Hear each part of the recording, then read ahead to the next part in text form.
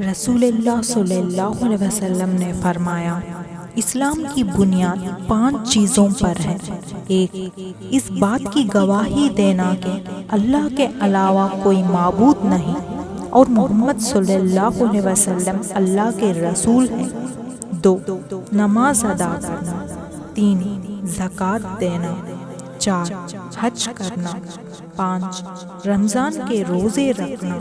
یہ ایسا مہینہ ہے کہ اس کے اول حصہ اللہ کی رحمت ہے اور درمیانی حصہ مغفرت ہے اور آخری حصہ آگ سے آزادی ہے۔ جو شخص اس مہینے میں اپنے غلام و خادم کے بوجھ کو ہلکا کرتے، اللہ تعالیٰ اس کی مغفرت فرماتے ہیں اور آگ سے آزادی عطا فرماتے ہیں۔ ماہ رمضان میں 4 چیزوں پر خوب عمل کیا کرو، کیونکہ 2 چیزوں سے اللہ راضی ہوں گے اور باقی 2 چیزوں سے تم بے نیاز نہیں ہو سکتے ہو۔ رب کو راضی کرنے والی 2 چیزیں یہ ہیں: 1، لا الہ الا اللہ پڑھتے رہنا۔ 2، استغفار کرتے رہنا۔ اور دوسری 2 چیزیں جن سے تم بے نیاز نہیں ہو سکتے یہ ہیں: 1، جنت کا سوال کرنا۔ 2، جہنم سے پناہ مانگنا۔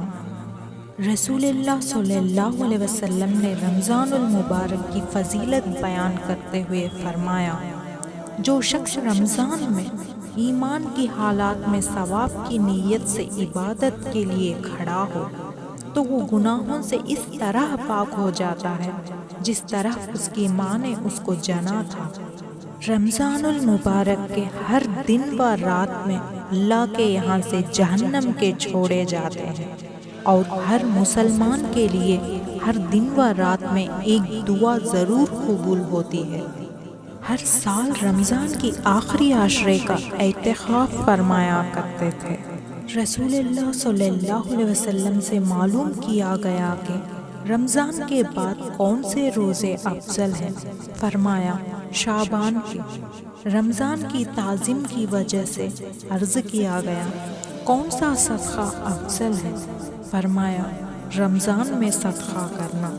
اے ایمان والوں، جس طرح تم سے پہلے لوگوں پر روزہ فرض کیا گیا تھا، اسی طرح تم پر بھی فرض کیا گیا ہے تاکہ تم پرہیزگار بن جاؤ۔ تم میں سے جو شخص رمضان کے مہینے کو پائے تو اس کو ضرور روزہ رکھنا چاہیے۔ جو شخص قصداً کسی شرعی عذر کے بغیر رمضان کے ایک روزے کو بھی چھوڑ دیں تو عمر بھر روزہ رکھنا بھی اس ایک روزے کا بدل نہیں ہو سکتا۔ جو شخص اللہ تعالیٰ کی رضا کے لیے ایک دن روزہ رکھے گا تو اللہ تعالیٰ اس کے اور جہنم کے درمیان ایک ایسی خندق بنا دے گا جس کی مسافت آسمان و زمین کے درمیان کے برابر ہوگی۔ جب تم روزہ کھولو تو کھجور سے افطار کرو، کیونکہ یہ سرپا برکت ہے۔ اگر کھجور نہ ملے تو پانی سے روزہ افطار کرو، کیونکہ پانی ظاہر و باطن کو پاک کرنے والا ہے۔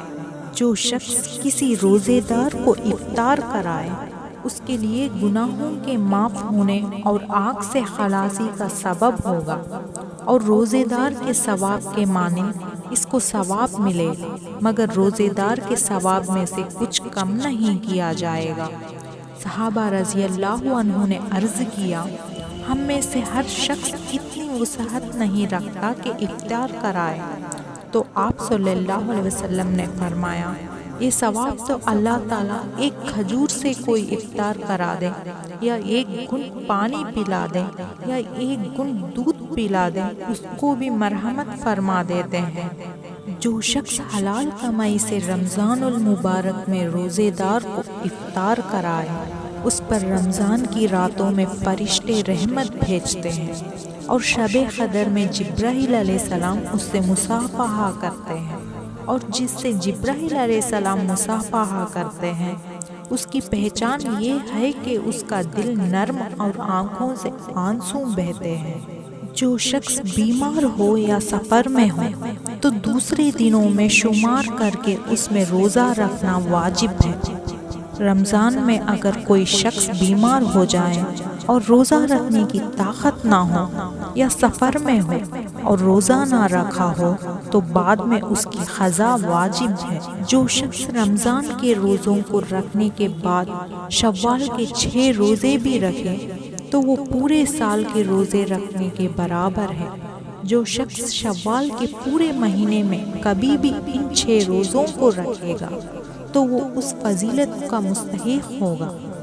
حضرت عائشہ رضی اللہ عنہا فرماتی ہیں کہ رسول اللہ صلی اللہ علیہ وسلم کے زمانے میں جب ہم لوگوں کو ماہواری آتی اور اس کی وجہ سے نماز روزہ کچھ نہیں کر سکتے تو ہمیں ان دنوں کے قضا روزوں کو رکھنے کا حکم دیا جاتا تھا اور قضا نمازیں پڑھنے کا حکم نہیں دیا جاتا تھا۔